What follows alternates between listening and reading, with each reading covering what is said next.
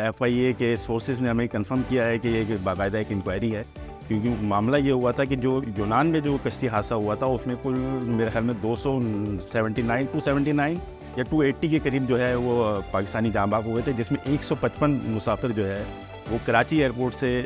Travel کیا تھا. تو اسی بنیاد پر جو ہے وہ ایک فیکٹ اینڈ فائنڈنگ رپورٹ چل رہی ہے، لیکن وہ فیکٹ اینڈ فائنڈنگ رپورٹ میں ایک بڑی عجیب سی بات ہے. ایون ڈپٹی ڈائریکٹر اور ڈائریکٹر لیول کے افسران بھی اس پورے نیکسس میں انوالو رہے ہیں. ماضی میں بھی اس حوالے سے بہت شکایات بھی آتی رہی ہیں، لیکن جیسا کہ ہمیشہ ہوتا ہے کہ گردن ہمیشہ پتلی گردن والے کو بالکل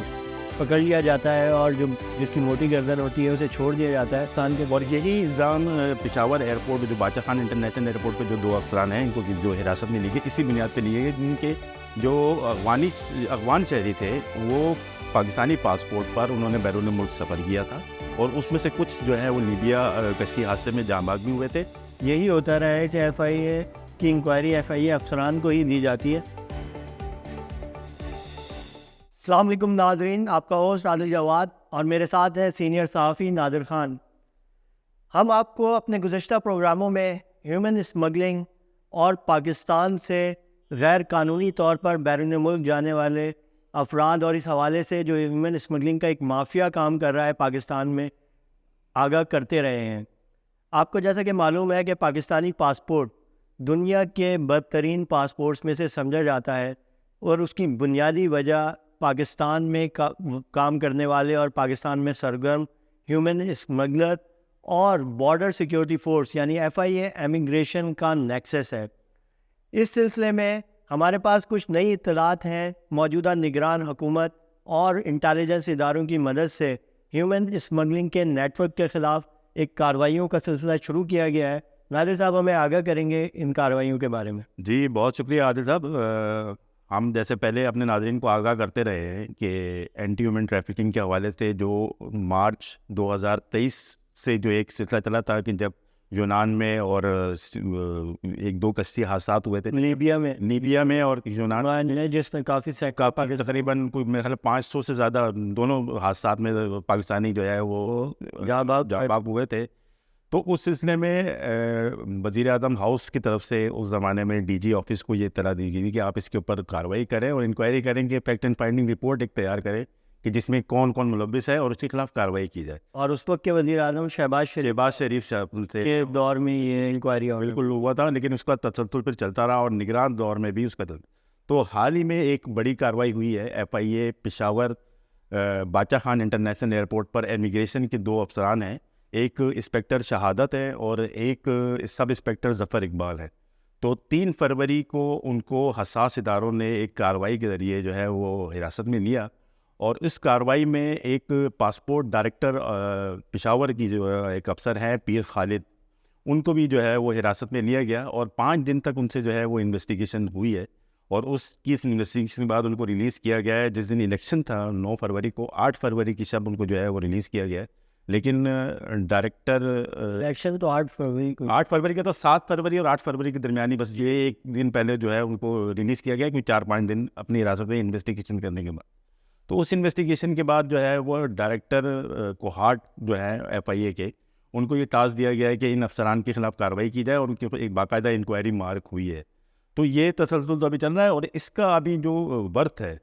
وہ بڑھ کے جو ہے، کیونکہ کراچی ایئرپورٹ پر اور ملتان ایئرپورٹ پر اور پشاور ایئرپورٹ پر، یہ 3 ایئرپورٹ تھے جو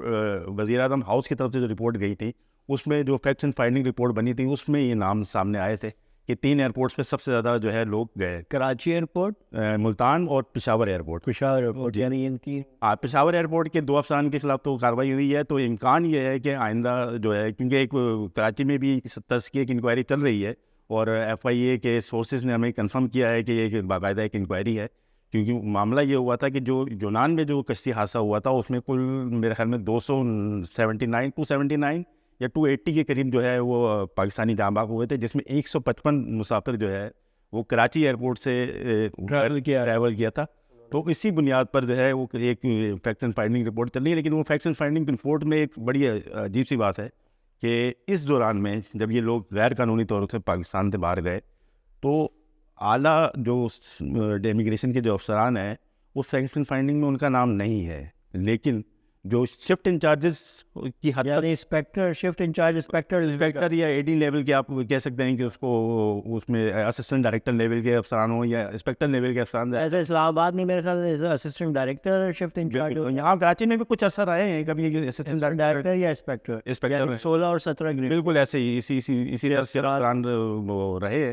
تو ان کے نام ہے اور انہیں اس کے خلاف جو ہے وہ انکوائری چل رہی ہے. ان کے کچھ بیانات بھی قلم بند ہوئے ہیں, لیکن انہوں نے کچھ افسران نے یہ کہا ہے کہ جو بھی مثلا اگر کلیئرنس ہوتی تھی تو ظاہر سی بات ہے کہ ہائی اپس کی طرف سے ہمیں کلیئرنس. دیکھیں یہ تو ایک بڑا منظم کاروبار ہے کراچی میں, اور کراچی خاص طور پہ کراچی ایئرپورٹ, چونکہ ہم کافی سالوں سے اس کو کور کرتے رہے ہیں ایویشن کو اور ہیومن اسمگلنگ, تو یہ ایک بڑا نیکسس ہے. ٹریول ایجنسیز جو بنائی گئی ہیں, جو کہ اس کے علاوہ جو FIA کے افسران ہیں, FIA امیگریشن کے آفیسرز ہیں, ایون ڈپٹی ڈائریکٹر اور ڈائریکٹر لیول کے افسران بھی اس پورے نیکسس میں انوالو رہے ہیں. ماضی میں بھی اس حوالے سے بہت شکایات بھی آتی رہی ہیں, لیکن جیسا کہ ہمیشہ ہوتا ہے کہ گردن ہمیشہ پتلی گردن والے کو بالکل پکڑ لیا جاتا ہے اور جو جس کی موٹی گردن ہوتی ہے اسے چھوڑ دیا جاتا ہے. تو یہ اس معاملے میں چونکہ یہ ہمارا اس حوالے سے کنسنسس ہے, جو بھی لوگ اس طرح کی انویسٹیگیشن میں ہمیں فارمر FIA کے جو ایسے افسران ہیں جو کہ واقعی جنہوں نے اس حوالے سے تحقیقات کی اور بہت ہی شفاف تحقیقات کی, اور اس میں یہ کنسنسس سامنے آیا کہ یہ کام جو ہے بغیر ڈپٹی ڈائریکٹر اور موجودہ ڈائریکٹر کی مرضی کے بغیر نہیں ہو سکتا. یہ بات تو ایک طے شدہ بات ہے. اور پھر ان لوگوں کو بچایا جاتا ہے. پھر اس میں جو نیکسس میں جو ایجنٹس ہیں جو کہ پنجاب کے 3-4 اضلاع کے سے تعلق رکھنے والے زیادہ تر ایجنٹس ہیں, جس میں یہ اپنا منڈی بہاؤالدین, گجرانوالہ, سیالکوٹ, سرگودا, یہ 4-5 اضلاع ہیں جن سے گجرات. بالکل یہ منڈی بہاؤالدین یہ ہب ہے مثلا, یہ ہب ہے یہاں سے, جبکہ KP سے بھی اب بہت زیادہ جو KP کے سوات اور اس جگہ کے علاقوں کے لوگ بہت زیادہ بڑی تعداد میں جاتے ہیں. وہ زیادہ تر مڈل ایسٹ جاتے ہیں, مختلف لانچوں کے ذریعے جاتے ہیں, مختلف ذریعوں سے جاتے ہیں, عمرے کی بنیاد سے جاتے ہیں, عمرے کی بنیاد پہ جاتے ہیں. تو یہ اب ماضی میں پچھلے 1.5-2 سال میں عمرے کے جو جنہیں عرف عام میں امیگریشن کی اصطلاح میں خرگوش کہا جاتا ہے, یعنی عمرے کے ویزے پہ جانے والے لوگ جو کہ وہاں پہ پھر سلپ ہو جاتے ہیں, وہاں پہ اپنا اوور اسٹے ہو جاتے ہیں اور وہاں پہ کام کرتے ہیں, وہ بھی سینکڑوں ہزاروں کی تعداد میں ہر مہینے یہاں سے ٹریول کرتے ہیں. بالکل یہ تو بالکل فیکٹ ہے. اور مثلا اس حوالے سے ہم اپنی رپورٹس وغیرہ اور ناظرین کو اپنے آگاہ کرتے رہے ہیں, لیکن یہ والا جو خاص طور پہ اس جو حالیہ جو کارروائی ہوئی ہے اس میں کیونکہ معاملہ یہ تھا کہ وہ لیبیا اور یونان جو جانے والے لوگ تھے, اور کیونکہ آپ کو یہ پتہ ہے کہ ہمارے